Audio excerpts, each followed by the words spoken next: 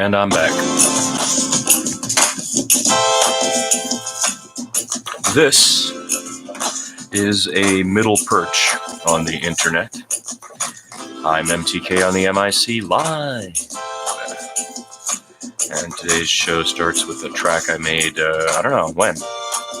I just found it as I was going through material. And I was talking to Mark, and we were discussing some movie script idea stuff. And then he asked about these tracks, and I realized I could make one using the software today on the show and show you some various things that are on it. And the cool thing about it is that it's a really great, there's only one lyric in that track. Piece of shit. And of course it has a piece of shit, but piece of shit. Like that. So you can record yourself as a sample, but the chunks have to be short. Or you could record something else too, actually. So the range of options becomes wide with the software. And then, of course, you can get all into it and buy packages, which I don't do at all. I'm using only free packages, little... I mean, what am I referring to, actually? Put an icon. But, you can get drums, a little packet of drums, various kinds of drums. You can get a little packet of guitars, a little packet of synths, keyboards, etc. So the thing is, I wanted to be able to make something for background music for the show. So it's innocuous in a way. But when you go and buy that kind of stuff or get the free music, it's just so bad. So this at least has some variants that I'm dictating. Like this weird track. But I was going through and I found a few nice ones.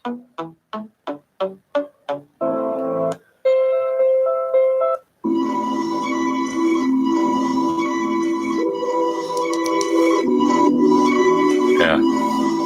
So today what we'll do is we'll bust out the... so this is a German app. It's called Music Maker Jam. And I believe it dropped in 2013.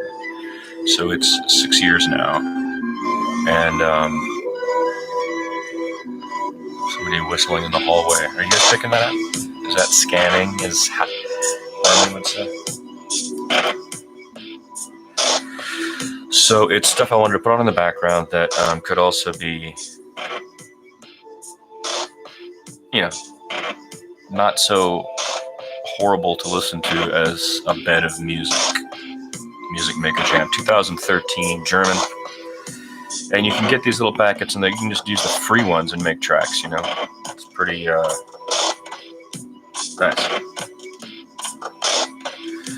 And you can send it to YouTube. So actually there's playlists of all of this as well. Here. If you go through the playlists, there's a down-tempo one that's got kind of stuff like this in the 88 BPM and below, and then there's a longer one that says Tracks 2019, I think. That was a simple solution. Now, if you have Apple products, iPhone, they have that GarageBand, which is just so much more. It's just better. Why there isn't one for Android yet that's comparable? Maybe I haven't fooled around with them enough. I need to do that. And what else? Oh, look, I added this thing. Even though I'm not really on Twitter that much anymore. Put this thing back. Briefly today.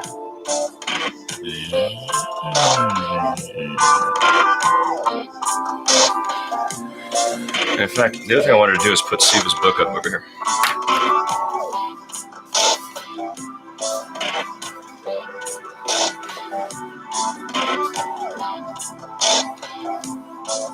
That's a frame, right? You can really see George anymore.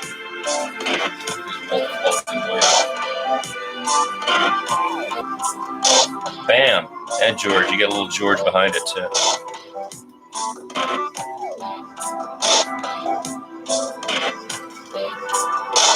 Yeah, Siva's book's gonna stay in frame, folks. Oh, look, here's some journals that probably have notes that I need. I have not been together lately. Ever since this ophthalmology issue I had, I have not been organized. So it's interesting to start up the show at a time when the horses and the odds from the Kentucky Derby. There you go.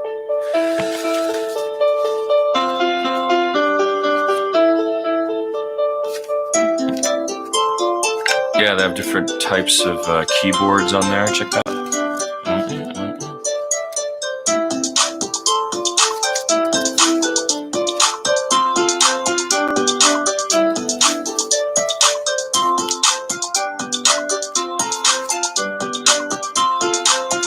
Yeah, man, there's some notes and story ideas in here that I had forgotten about.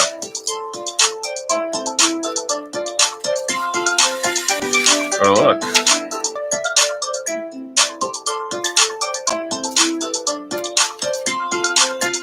Turntable. Sorry, I forget I'm supposed to be conducting a live program, aren't I? What do I have today? Well, I have a few things. One is based on Gilgamesh. Kind of literary thing. Beyond the Waters of Death, The Making of Gilgamesh by Joan Acocella, Acocella. I never know how to pronounce her name. The other is about, this is by Gia Tolentino, who we've read here before, but she's relatively new to the magazine, with a piece called The Meme Factory, How TikTok Holds Our Attention. Is sort of the other one. TikTok, Tiktok, the latest assault on our attention span, culture, brains, everything. This thing's pretty fascinating. It's an 8-page piece, though, so we're going to be long forming it if we do that.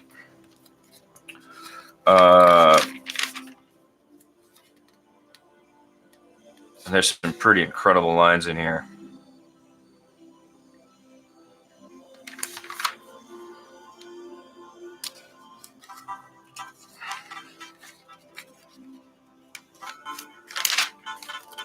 These are pretty good, these tracks. If I do say so myself. I'd forgotten these existed, and I was... yeah. They have strings. You can have like a little orchestra.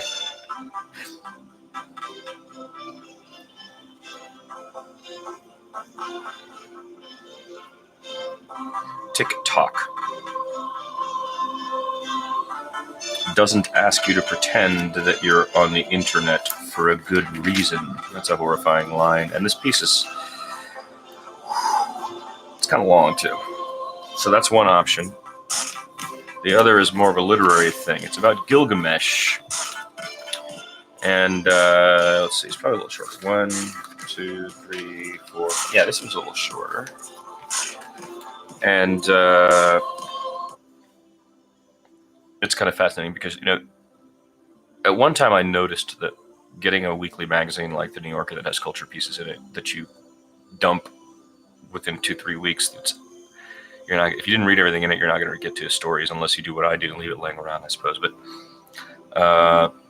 one of the things about that is that it's compartmentalizing knowledge and information as well in this contemporary environment that we're living in.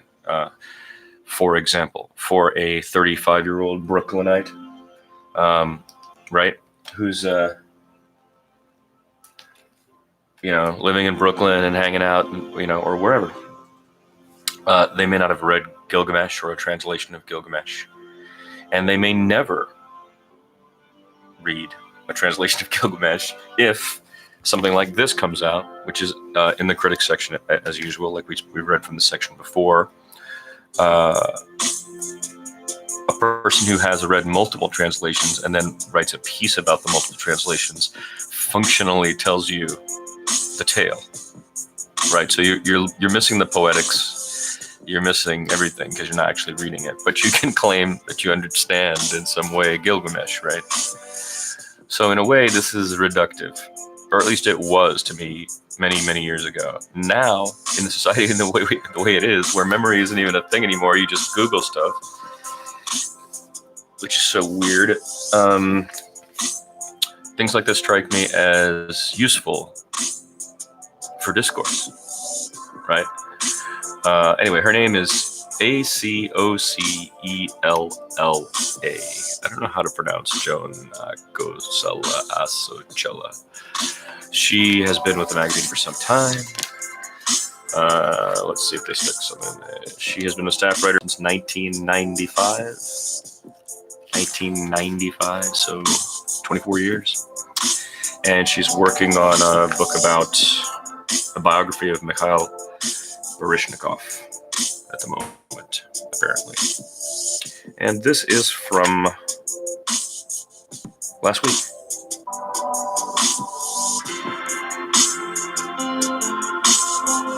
Yeah. Beyond the Waters of Death, The Making of Gilgamesh by Joan Acocella. The mid-19th century was a time when very many Western people began to doubt the historical truth of the Bible. The mid-19th century. Was it really the case that we were all descended from Adam and Eve, whom God created in his own image and placed in a beautiful garden, and then, by reason of their sins, banished from there? Did their descendants compound their wickedness to the point where God decided to drown them all in a huge flood? And did he, afterward, seeing the destruction he had wrought, make a covenant with one surviving family, that of Noah, promising that he would never again raise his hand against creation? Quote, while the earth remaineth, close quote, he decided, according to the King James Bible, quote, seed time and harvest and cold and heat and summer and winter and day and night shall not cease, close quote. For many centuries, this story comforted people. Though we might sin, we could hope for God's mercy because that's what he had promised to Noah. By the early 1800s, however, scholars from various young fields, geology, archaeology, paleontology, were producing evidence that the earth was much older than anyone had thought, and that human societies had existed long before the dates assigned to the creation and the flood. In 1859, Charles Darwin, in his Origin of Species, put forth a theory suggesting that human beings might be descended not from Adam and Eve, but from lower animals, things with fur. Not surprisingly, such ideas encountered vigorous opposition. Many scientists and scholars redoubled their efforts to find evidence of the truth of the Bible. Around the time that Darwin was writing his book, a young Londoner, George Smith, who had left school at the age of 14 and was employed as an engraver of banknotes, George Smith, became fascinated by reports of artifacts that were being turned up by explorers in what is today Iraq and sent to England. As David Damrosch writes in The Buried Book, 2007, Smith spent his lunch hours at the British Museum studying its holdings. The staff eventually noticed him, and in 1866 the management hired him to help analyze the tens of thousands of clay shards that had been shipped there years earlier and had been sitting around in the museum's storage boxes. The site they came from was Nineveh, an important city in ancient Mesopotamia. And the reason so many tablets had been found in one place was that they were the remains of a renowned library, that of Ashurbanipal, a king of the Neo-Assyrian Empire in the 7th century BC. When the tablets were first dug up, no one could read the curious-looking script, later called cuneiform, in which they were written. Scholars worked on it for decades. Now George Smith joined the hunt. He studied the shards for around 10 years, and it was he who found the most famous passage inscribed on them, an account of a great flood wiping out almost all of humanity, with one man's family surviving. When he read this, we are told he became so excited that he jumped out of his chair and ran around the room, tearing off his clothes. This ancient document could support the truth of Genesis, or so it seemed to Smith. And to others. In 1872, when Smith presented his findings to the Society of Biblical Archaeology, even William Gladstone, the Prime Minister, was in attendance. The discovery became front-page news across Europe and the United States. Soon, London's Daily Telegraph gave Smith a grant to go to the region to see if he could add to his findings. Within days, he hit pay dirt, a shard that appeared to complete the flood story, and the British Museum financed 2 further trips for him. On the second of these, he died of dysentery in Aleppo at the age of 36. He never lived to understand that, in fact, he had not proved the truth of the Old Testament with his clay tablet. Both flood narratives could have been descended from older sources, quite possibly fictional. He had done something else, though. He had discovered what was then, and still is, the oldest long poem in the world, Gilgamesh. The poet and scholar Michael Schmidt has just published a wonderful book, Gilgamesh, The Life of a Poem, by Princeton. It's published by Princeton, Gilgamesh, The Life of a Poem, which is a kind of journey through the work, an account of its origins and discovery, of the fragmentary state of the text, and of the many scholars and translators who have grappled with its meaning. Schmidt encourages us to see Gilgamesh not as a finished, polished composition, a literary epic like the Aeneid, which is what many people would like it to be, but rather something more like life. Untidy, ambiguous. Only by reading it that way, he thinks, will we get close to its hard, nubbly heart. We meet Gilgamesh in the first line. He is the king of Uruk, a splendid high-walled city in the southern Mesopotamia. His mother was a goddess and his father a mortal. Accordingly, he is a fine specimen of a man, 11 cubits or 17 feet tall, and 4 cubits from nipple to nipple. He is not an exemplary ruler, however. He wearies the young men of his city in athletic contests, and when they marry, he insists on the droit de seigneur. He, not the groom, spends the wedding night with the bride.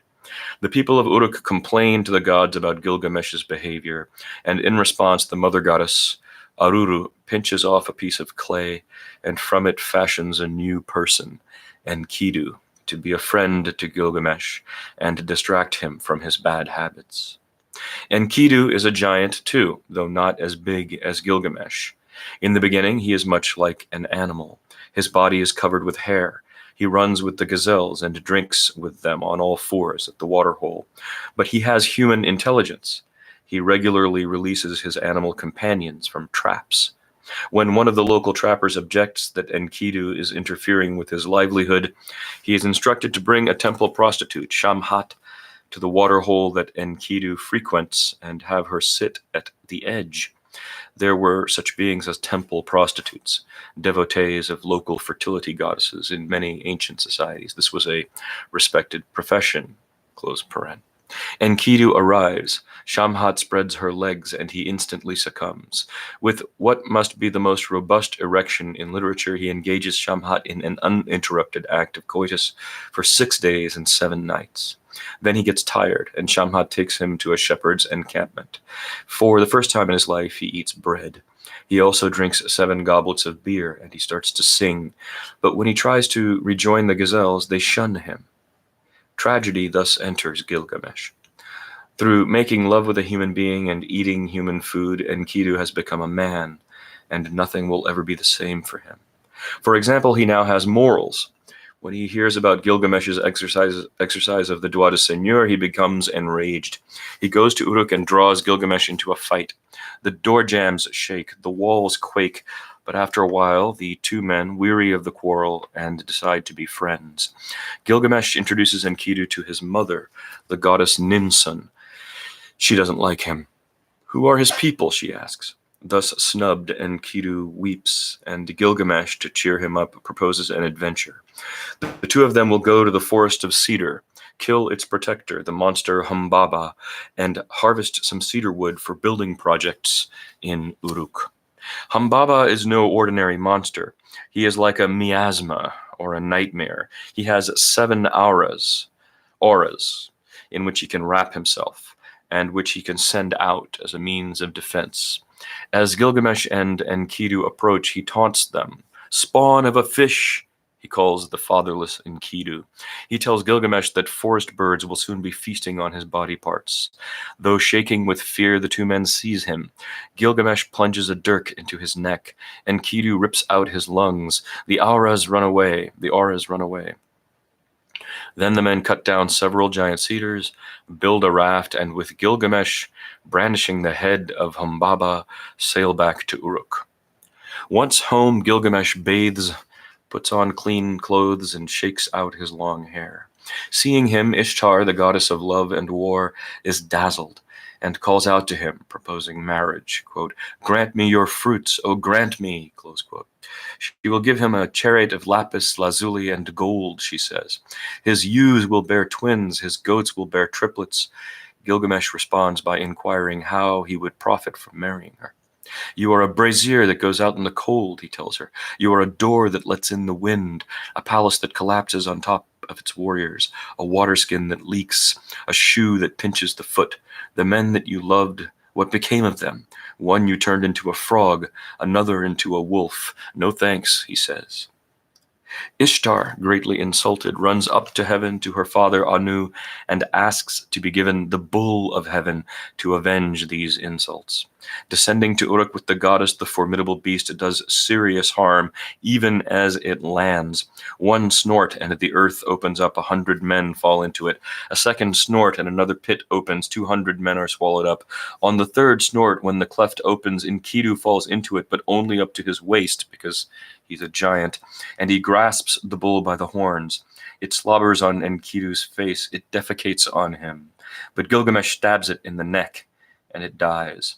When Ishtar protests, Enkidu tears off one of the bull's haunches and throws it at her, saying that he would happily have ripped off her limbs and thrown them at the bull.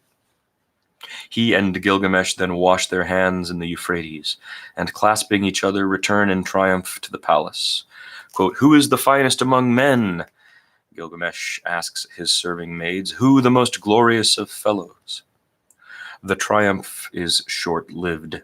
That very night, Enkidu has a dream that, to atone for the crime of murdering the bull of heaven, one of the two men must die.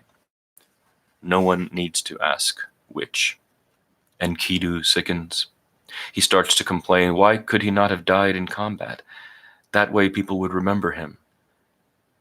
But then, the tablets break off.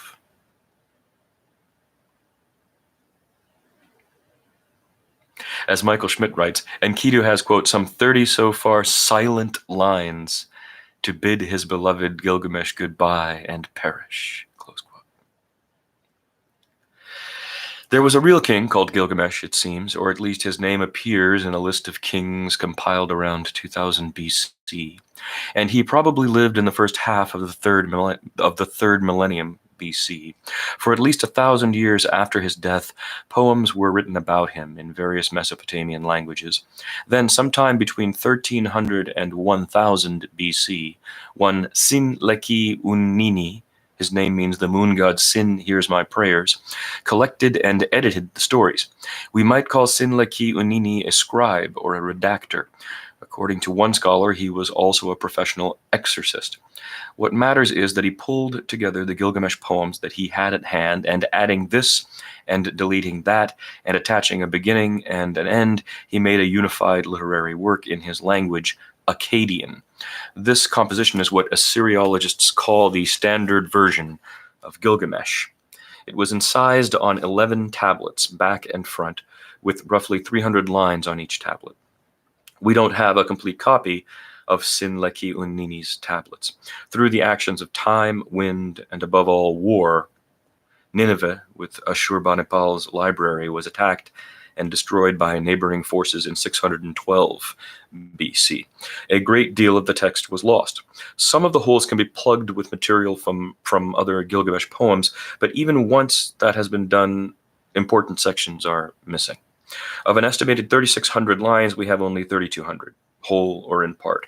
Translations often supply ellipses where text is missing and use italics and brackets to mark varying degrees of conjecture.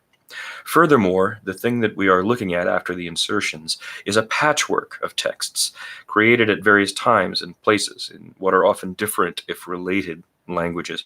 One highly respected translation by Andrew George, a professor of Babylonian at the University of London's School of Oriental and African Studies, gives what remains of Sinleki Unnini's text and then appends the, quote, Pennsylvania tablet, the, quote, Yale tablet, the, quote, Nippur school tablet in Baghdad, the, quote, fragments from Hattusa, now Bogazkoy in central Turkey, and so on.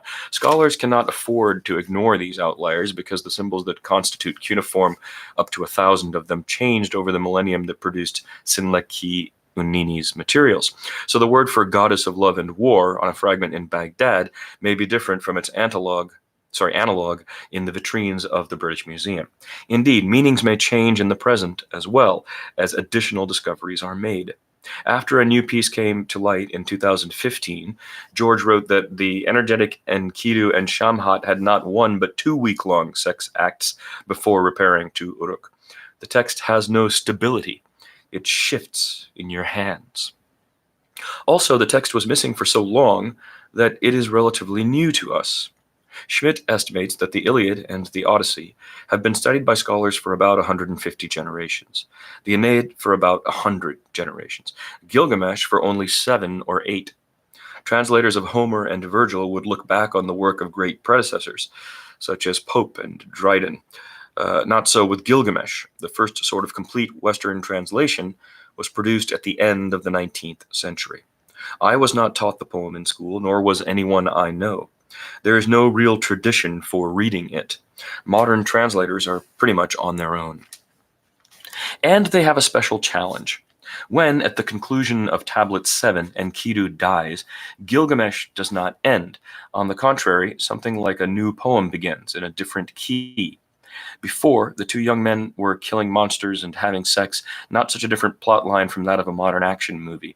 Now, with the death of Enkidu, everything changes. Gilgamesh sends up a great torn-from-the-gut lament. "Oh, my friend, wild ass on the run, donkey of the uplands, panther of the wild," close quote. "May the forest of cedar grieve for you and the pure Euphrates."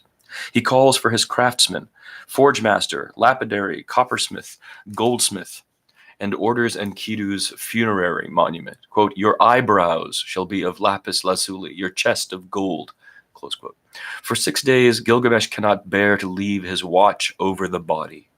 Finally, a maggot falls out of one of Enkidu's nostrils. That appalling detail is recorded again and again. The poets knew its power. Seeing it and understanding accordingly that his friend has truly been turned into matter, into dead meat, Gilgamesh is assailed by a new grief. He too must die. This frightens him to his very core, and it becomes the subject of the remainder of the poem. Can he find a way to avoid death? He flees Uruk and clothes himself in animal skins. First he goes to the mountain where the sun rises and sets. It is guarded by 2 scorpions. Gilgamesh explains to them that he is seeking Uta-Napishti, the one man he has heard who became immortal. The scorpions grant him entry to a tunnel that the sun passes through each night, but if he wants to get through it, he must outpace the sun. He starts out and, in utter enfolding darkness, he runs. He can see nothing behind him or ahead of him. This goes on for hours and hours. In the end, he beats the sun narrowly, emerging into a garden where the fruits on the trees are jewels. A carnelian tree was in fruit, hung with bunches of grapes lovely to look on. A lapis lazuli tree bore foliage in full fruit and gorgeous to gaze on. To me, this is the most dazzling passage in the poem. The engulfing darkness in which Gilgamesh can see nothing for hours. He is just an organism in a hole, and then suddenly light, color, beautiful globes of purple and red hanging from the trees. God's world made for us, or so we thought. Gilgamesh does not linger in the garden. He at last finds Uta-Napishti, the man who gazed on death and survived. Gilgamesh wants to know, how did you do this? Unhelpfully, Utanapishti explains, quote, "No one at all sees death. No one at all sees the face of death. No one at all hears the voice of death. Death so savage who hacks men down. Ever the river has risen and brought us the flood, the mayfly floating on the water. On the face of the sun its countenance gazes. Then all of a sudden, nothing is here." Nothing is there, sorry, close quote. Utanapishti now tells Gilgamesh the story that made George Smith take off his clothes. We might have done the same, for Utanapishti's tale is far more blood-curdling than the one in the Old Testament.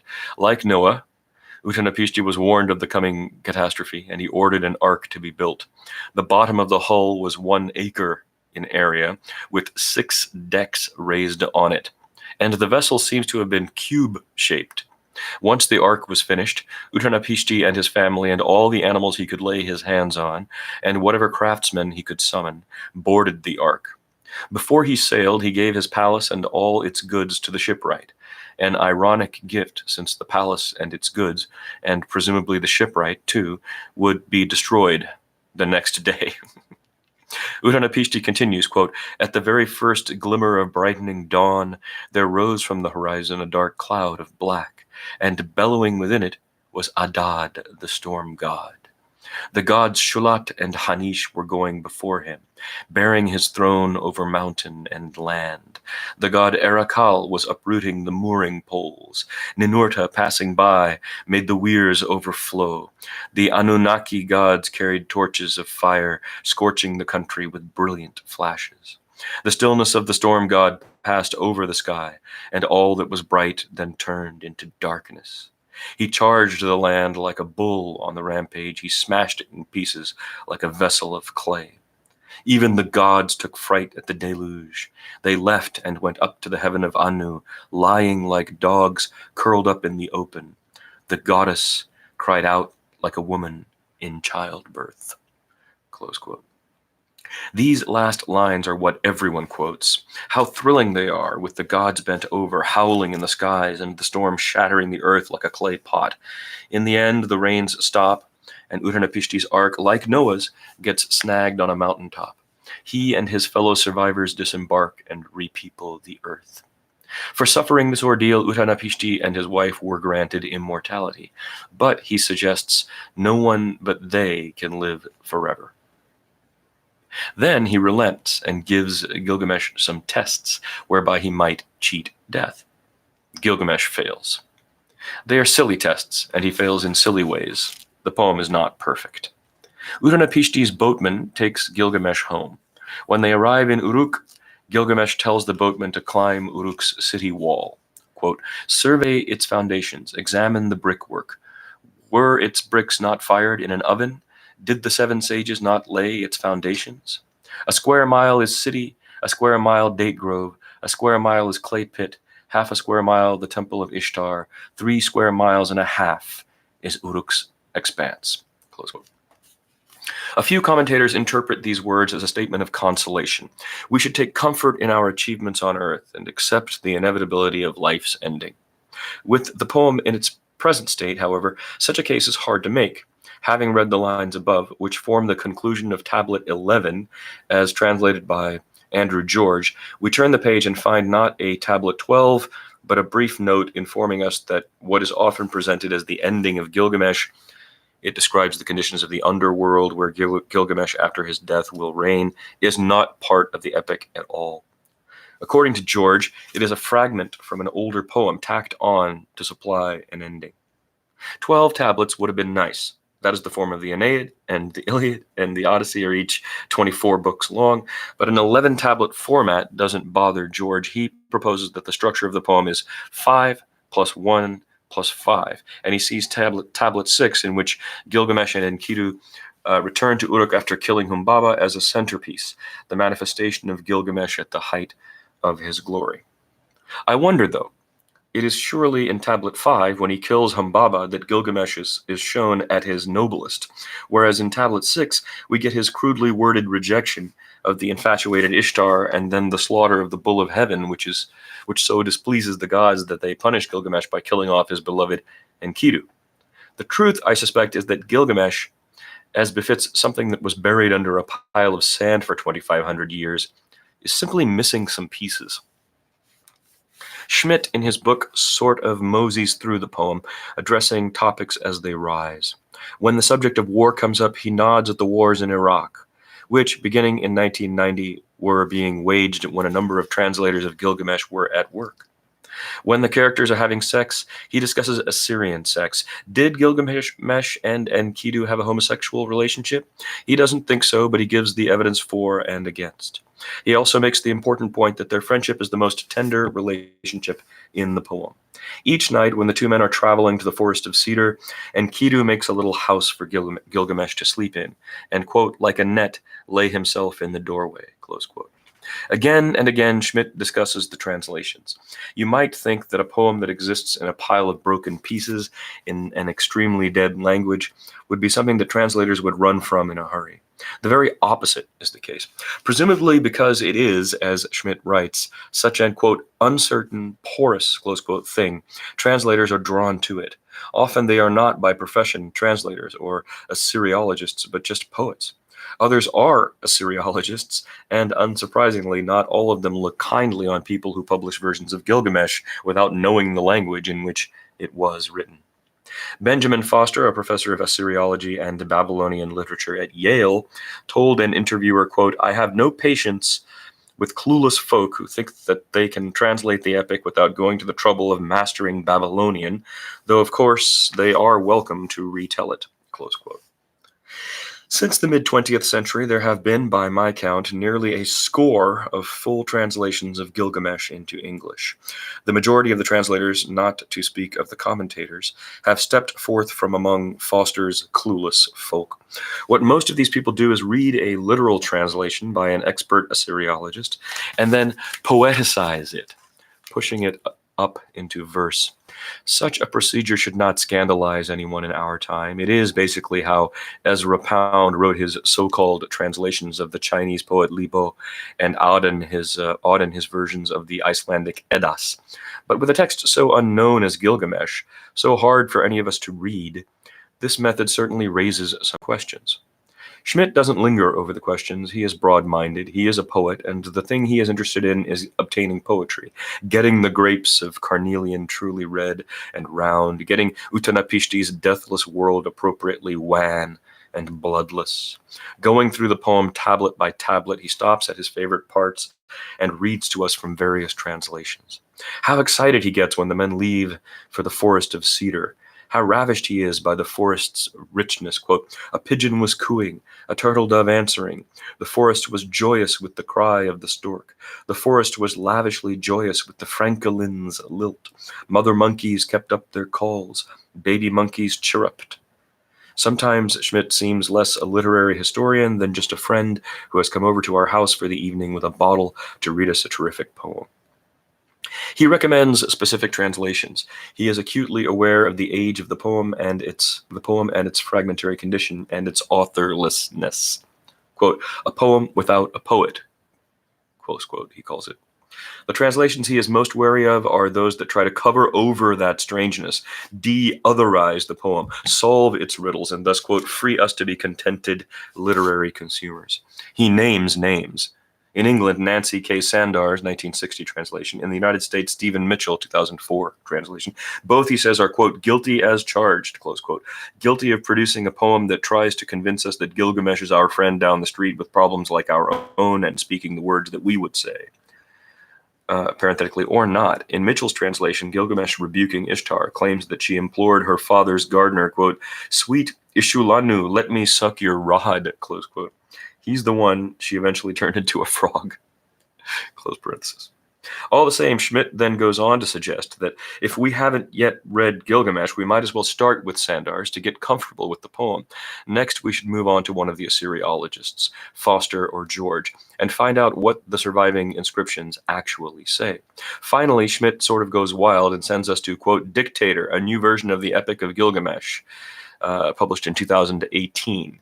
in which the Belfast-born poet Philip Terry translate the poem into Globish, you know, that language that they're inventing, a 1,500-word vocabulary put together by a former IBM executive, Jean-Paul Nerrière, and published in 2004 as a proposed language for international business. Just as Akkadian, the language of Gilgamesh, was the lingua franca of Near Eastern commerce in its time, here in Globish, with plus signs indicating missing words that Terry apparently doesn't want to guess at, and vertical lines demarcating metrical units, are the trapper's instructions to Shamhat for seducing Enkidu. Remember that when Shamhat goes to it? So that's how it looks. Look at this crazy thing. Okay, so that's how it looks right there in Globish. And if you were to read it, it would say, "Here be the man, party, girl, get ready for a kiss. Open, you leg, show, wild man, you, love box, hold no, thing back, make he, breathe hard, then he will come, close to, take a look, take off, you skirt, so he can screw you," close quote. I think Schmidt is having a little fun with us here, and that he has read too many Gilgamesh translations. My own recommendation would be the same as his for the first two stops. Sandar's, the 1960, to get comfortable, and after that, one of the Assyriologists to get uncomfortable. Then I might go to Gilgamesh Retold, published in 2018 by the Anglo-Welsh poet Jenny Lewis, who teaches at Oxford. Lewis's version is very musical, with rhymes and chimes and shifting meters. It can be blunt. Its account of the murder of Humbaba is the nastiest I know. Yet her translation is also the most tender, the most tragic, the one I think that might be recommended by feminist scholars. When Enkidu meets Shamhat at the waterhole, there is no talk of love boxes. Enkidu strokes her thighs, he sings to her. Likewise, when, as a result of his commerce with human beings, Enkidu loses his kinship with the animals, that melancholy fact is given its due. Quote, "Far away under the forest's boughs, a small gazelle still searched for him in vain, and others sniffed the air to catch his scent, but there was nothing carried on the wind, and in his mind no thought of them was left." Close quote. But I have a bizarre proposal, writes Joe Nakasel. I have a bizarre proposal. It would not be a bad idea, in approaching Gilgamesh, to start with Michael Schmidt's book. Yes, it is a commentary, not an end-to-end translation, but it includes a lot of translated passages, the best ones, needless to say. And Schmidt's argument for the poem as poetry in the modern sense, concrete, unglazed, tough on the mind, is touching and persuasive. I read the book spellbound in one sitting. Like Gilgamesh, it's short, less than 200 pages.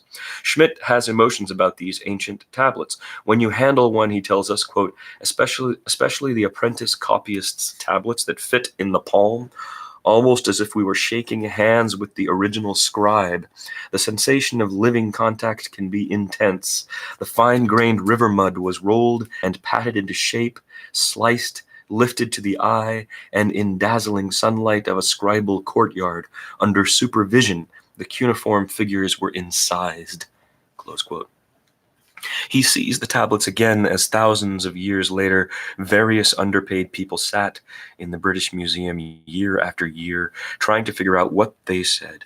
In George Smith's time, the museum lacked not only electrical light, but gaslight as well. The management was afraid of fire. Some of the higher-up staff had lanterns, but George Smith was not a higher-up. If it was a foggy day, and the windows did not admit enough light to read by, he had to go home. On other days, though, he was at his post, quote, with devotion and patient application, deciphered the languages, finding human voices in the clay, and a king, terrified of dying, came back to the long half-life of poetry. Close quote. Ha, pretty fascinating. Nice piece about Gilgamesh there. That'll do it for today's ep. I hope you have a fabulous Friday, the 18th of October. And,